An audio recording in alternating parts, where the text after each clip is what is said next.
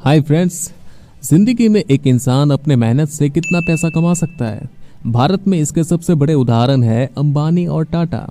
इनकी एक मिनट की कमाई किसी आम इंसान की जिंदगी भर की कमाई से भी ज्यादा होती है। पर जहां ये शख्स अपने लग्जरी कार्स, 15,000 करोड़ के घर, प्राइवेट जेट और रिचेस्ट इंडियन के नाम से जाने जाते हैं, वही रतन टाटा जी अपने बिना पब्लिसिटी के सोशल वर्क्स, चैरिटी और बहुत ही सिंपल लाइफस्टाइल की वजह से जाने जाते हैं। जहां मुकेश अंबानी के पास 6 कंपनीज है, वह रतन टाटा 135 से ज्यादा कंपनीज का मालिक है। पर फिर भी मुकेश अंबानी एशिया के रिचेस्ट पर्सन का खिताब जीते हुए है। और आपको जानकर हैरानी होगी, रतन टाटा का तो इंडिया में ही रैंकिंग 433 है रिच लोगों में। पर आखिर ऐसा क्यों है और असल में दोनों में से कौन ज्यादा अमीर है? ये दो कंपनीज इतने सक्सेसफुल कैसे हुए? कितना पैसा कमाते हैं ये दोनों और कहां कहां खर्च करते हैं इतना सारा पैसा? ये सब मजेदार बातें जानने के लिए अंत तक बने रहिए इस वीडियो में मेरे साथ। तो चलिए शुरू करते हैं आज का चैरिटी और शो ऑफ से भरा ट्रूथ हंटिंग। पहला सवाल, दोनों कंपनीज इतने सक्सेसफुल कैसे हुए? टाटा कंपनी की आज नेटवर्थ है 5 लाख करोड़ रुपए। पर इस कंपनी की शुरुआत हुई थी सिर्फ 21,000 रुपए से जामशेदजी टाटा द्वारा, जिनका जन्म 1839 में गुजरात के एक पारसी फैमिली में हुआ था। फिर 14 साल की उम्र में मुंबई आ गए पढ़ाई करने के लिए और स्टूडेंट लाइफ में ही उनकी शादी हो गई। फिर ग्रेजुएशन के बाद उन्होंने पिताजी की ट्रेडिंग बिजनेस को ज्वाइन किया। तब उनको मालूम चला कि कॉटन इंडस्ट्री में बहुत ही डिमांड आने वाला है, इसलिए तब उन्होंने सिर्फ 21,000 रुपए लेकर टेक्सटाइल मिल स्टार्ट की और 2 साल बाद मिल बेचकर उससे हुए मुनाफे से नागपुर में फिर से मिल खोली। पर सब लोगों ने जमशेद जी का बहुत मजाक उड़ाया और कहा कि ये बिजनेस नागपुर से बिल्कुल भी चलने नहीं वाला। पर लोगों को मालूम नहीं था कि टाटास बिजनेस के बाप होते हैं और बाप कभी गलत नहीं होते। इसलिए उनका डिसीजन बिल्कुल सही रहा और बिजनेस में इतना सारा मुनाफा हुआ कि इससे इंस्पायर होकर फ्यूचर में 4 नई बड़ी कंपनी शुरू करने का सपना देखा, जिससे पूरे देश और देशवासी को फायदा मिले, जो उनके जीवन काल में सिर्फ एक ही पूरा हो सका। पर उनके सपने को साकार किया उनके बेटे दोराबजी टाटा ने, जिन्होंने टाटा स्टील, हाइड्रोइलेक्ट्रिक पावर और Indian institute of science and technology बनाकर अपने पिताजी का सपना साकार किया और साथ ही बनाई इंडिया की largest insurance company new India assurance limited. पर जल्द ही उनके वाइफ की डेथ होने के 1 साल बाद ही उनका देहांत हो गया और उसके बाद 1939 में जहांगीर टाटा ने 50 सालों तक मेहनत करके 14 कंपनी से 95 कंपनीज खड़ी कर दी टाटा ग्रुप में। और उनके लीडरशिप में टाटा ग्रुप की नेटवर्थ 750 करोड़ से 38,000 करोड़ रुपए हो गया था। और इन्होंने ही TCS, Tata Motors, Tata T, Titan और टाटा एयरलाइन की शुरुआत की थी, जिसको बाद में गवर्नमेंट ने अपने अंडर लेते हुए एयर इंडिया कर दिया। पर उनके मौत के बाद टाटा ग्रुप को वर्ल्ड क्लास बनाने की जिम्मेदारी मिली चौथे पीढ़ी के रतन टाटा जी को, जिन्होंने टाटा को इतना फेमस कर दिया कि हर इंसान टाटा के साथ काम करना चाहता है और टाटा को सिर्फ एक प्रॉफिटेबल कंपनी से देश का गौरव बना दिया। रतन टाटा 21 साल तक कंपनी के चेयरमैन रहे और अपने चेयरमैनशिप से कंपनी की नेटवर्थ को 5 लाख करोड़ तक पहुंचाया और प्रॉफिट को 50 गुना बढ़ा दिया। दूसरी तरफ धीरूभाई अंबानी का शुरुआत भी कुछ इसी तरह गुजरात के एक मिडिल क्लास फैमिली से हुआ, जिनके पिता एक टीचर थे। बचपन में तीर्थयात्रियों को पकोड़े बेचने से इंडिया के रिचेस्ट पर्सन बनने का सफर बहुत ही रोमांचक था। सिर्फ 14 साल की उम्र में मास्टर जी के बेटे ने पढ़ाई छोड़कर जॉब करने के लिए यमन चले गए। और यहाँ एक बहुत ही इंटरेस्टिंग चीज होती है इनके साथ। सैलरी में धीरूभाई को सिल्वर कॉइन्स मिलते थे, पर जल्द ही उनको मालूम चल गया कि उन कॉइन्स की वैल्यूएशन से उसमें मौजूद सिल्वर की वैल्यूएशन कहीं ज्यादा है। तो उन्होंने बल्क में बहुत सारा सिल्वर कॉइन्स एक्सचेंज करके उनको पिघला दिया और उसमें मौजूद सिल्वर को इंग्लैंड के एक गोल्ड मर्चेंट को बेच दिया, जिससे सिर्फ 3 महीने में उन्होंने कई लाख रुपए कमा लिया था। इससे आप इनके बिजनेस माइंड का अंदाजा लगा सकते हैं। यमन से वापस इंडिया आकर धीरूभाई ने मुंबई के एक चौल में रहने लगे और अपने 10 साल की जमा पूंजी लगाकर रिलायंस कमर्शियल कॉरपोरेशन की शुरुआत की, जो मसालों और यार्न्स का कारोबार करता था। इसमें सक्सेस मिलने के बाद उन्होंने विमल नाम से कपड़ों का बिजनेस भी स्टार्ट कर दिया, जिसका प्राइस ज्यादा होने के कारण होलसेलर्स ने यह कपड़ा बेचने से मना कर दिया और विमल इनिशियली फेल हो गया। फिर धीरूभाई ने दिमाग लगाकर होलसेलर्स को हटाकर डायरेक्टली रिटेलर्स के थ्रू और अपने फ्रेंचाइजी के थ्रू कपड़ा बेचना स्टार्ट कर दिया, जिससे बहुत सक्सेस मिला धीरूभाई को। और जिस टाइम पे लोग शेयर स्टॉक्स का मतलब भी नहीं जानते थे, तब 58,000 लोगों से विमल के आईपीओ में इन्वेस्ट करवाया था। और ऐसा इन्वेस्टमेंट करवाया कि कंपनी और इन्वेस्टर्स दोनों को बहुत फायदा हुआ। और इसके साथ रिलायंस दुनिया का सबसे बड़ा शेयर होल्डर्स फैमिली बन चुकी थी। और इसलिए 70 करोड़ रेवेन्यू वाले रिलायंस कंपनी का रेवेन्यू 2002 में 75,000 करोड़ रुपए हो गया था। और इसलिए रिलायंस इंडस्ट्री का नाम फॉर्च्यून 500 लिस्ट में शामिल हुआ था। पर यह कामयाबी ज्यादा दिन तक धीरूभाई नहीं देख पाए और इसी साल उनका देहांत हो गया और उनके प्रॉपर्टी को अनिल और मुकेश अंबानी के बीच में बांट दिया गया। तो चलिए अब जानते हैं कि कौन कितना कमाता है और किसके पास है ज्यादा पैसा।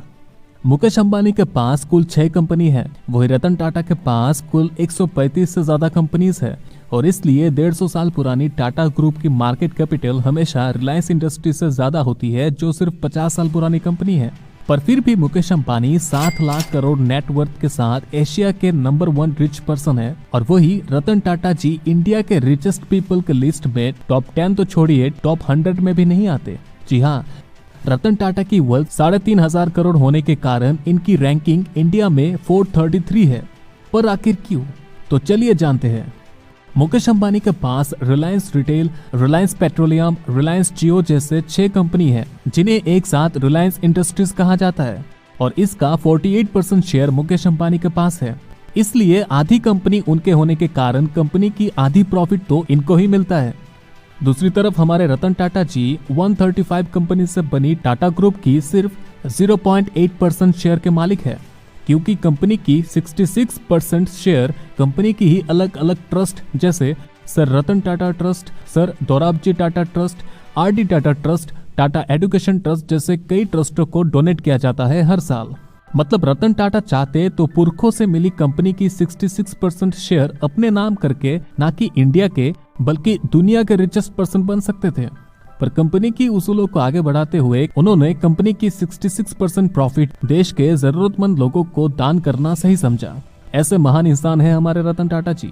इसलिए असलियत में अंबानी से ज्यादा पैसा तो रतन टाटा जी के पास होता अगर वो दान किए हुए शेयर्स को अपने पास रख लेते, जिनमें उनका ही हक है। और कंपनी की मैक्सिमम प्रॉफिट दान करने की प्रथा 150 साल पहले से चली आ रही है, जामशेदजी टाटा के समय से। मतलब सोच लीजिए, अगर 150 साल तक टाटा फैमिली अपना पैसा जमा करती बिना दान किए तो ऑब्वियसली आज रतन टाटा दुनिया के सबसे अमीर इंसान होते। पर इनके लिए देश, समाज और इंसानियत सबसे बड़ी चीज है और इसलिए ना पैसों का लालच करते हैं और ना ही कोई पब्लिसिटी करते हैं। अब जानते हैं कि ये दोनों इतना पैसा आखिर खर्च कहाँ करते हैं। जहां मुकेश अंबानी के पास 535 करोड़ का बोइंग बिजनेस जेट समेत 3 प्राइवेट जेट है, वही रतन टाटा ने 18,000 करोड़ से पूरी एयर इंडिया को ही खरीद लिया। और जेआरडी टाटा भारत के पहले लाइसेंस पायलट थे जिन्होंने एयर इंडिया का स्थापना किया था। कहा जाता है कि मुकेश अंबानी के पास कुल 168 कार्स है, जिनमें Rolls Royals, Porsche, Bugattis, Aston Martin, Lamborghini, BMW जैसे दुनिया के सभी मोस्ट एक्सपेंसिव कार्स है। वह रतन टाटा भी कार्स के काफी शौकीन है। उनके पास मजराटी, फरारी और जैगुआर जैसी कई कार्स है। और भले ही वो ज्यादातर अपने होंडा सिविक और टाटा नेक्सन में ही ड्राइविंग करते हैं, पर जैगुआर और लैंड रोवर जैसी लग्जरी कार कंपनी खुद इनकी ही है। इसलिए रतन टाटा गाड़ियां खरीदने से ज्यादा बनाने के शौकीन है। जहां नीता अंबानी के बॉडीगार्ड भी 2.5 करोड़ रुपए के मर्सिडीज AMG G63S में घूमते हैं, वही रतन टाटा के दादी सुजन आरडी टाटा इंडिया के पहले महिला है जिन्होंने ड्राइविंग सीखी। उधर अंबानी जी के घर में 600 नौकर 24 घंटे उनके देखभाल करते हैं। जिस 27 मंजिला इमारत में 6 मंजिल सिर्फ कार पार्किंग के लिए रखी है। 6 जन के लिए बनी ये बिल्डिंग इतनी बड़ी है कि इसमें 13,000 लोग बड़े आराम से रह सकते हैं। और इस दुनिया के सबसे महंगे घर को बनाने के लिए करीब 15,000 करोड़ रुपए खर्च हुआ है। इतने पैसे में तो 30 लाख गरीब लोगों के लिए PM योजना के द्वारा घर बनाया जा सकता था। वही रतन टाटा जी अपने सिंपल से बंगले में एक आम इंसान की तरह रहते हैं, बिना कोई दिखावे के, और अपने पैसों को वो सोसाइटी के डेवलपमेंट के लिए खर्च करते हैं। रतन टाटा अपने पैसों को समाज के कई सोशल एक्टिविटीज जैसे water sanitation, disaster management, tree plantation, employment and skill development और सोशल जस्टिस के द्वारा समाज के जरूरतमंद लोगों के लिए खर्च करते हैं, और वो भी बिना कोई पब्लिसिटी के। इसके साथ रतन टाटा अनेक स्टार्टअप्स को फंडिंग करते हैं, जिससे नए बिजनेस आइडियाज को बढ़ने का मौका मिल सके। और टाटा हेल्थ केयर के द्वारा पूरे देश में 2400 घंटे हेल्थ कंसल्टेशन और हेल्थ अवेयरनेस दिया जाता है। 2020 में कोविड के चलते जहां दुनिया भर के बिजनेसमैन को घाटा झेलना पड़ा, वही इंटरनेट कंजम्पशन बढ़ने के कारण मुकेश अंबानी का अर्निंग 90 करोड़ रुपए प्रति घंटा हो गया था। दूसरी तरफ रतन टाटा ने उसी महामारी के वक्त भले ही अपनी कंपनी घाटे में जा रही थी, फिर भी 1,500 करोड़ रुपए डोनेट किया था देश के लोगों को। इसलिए रतन टाटा जी है देश के असली हीरो। तो एक जो देश की और समाज की प्रगति के लिए काम करता है और हजारों करोड़ रुपए समाज के लिए दान कर देता है बिना किसी को कानो कान खबर दिए, वो ही दूसरे का छोटे से छोटा शो ऑफ ब्रेकिंग न्यूज बन जाता है। तो ऐसे में आप ही बताइए, दोनों बिजनेसमैन बहुत ही मेहनत करके आज इतना पैसा कमा रहे हैं कि अगर इन दोनों का पूरा खानदान 7 जन्मों तक ऐश और आराम से जिए तो भी पैसा खत्म नहीं होगा। ऐसे में अपने पैसों को अननेसेसरी चीजों में खर्च करके मीडिया में पब्लिसिटी करना और बैंक बैलेंस बढ़ा के रिचेस्ट पर्सन का खिताब अपने पास रखना सही है, या इन मेहनत के पैसों को देश और समाज के तरक्की के लिए, बेरोजगार, गरीब और जरूरतमंद लोगों के भलाई के लिए खर्च करना सही है?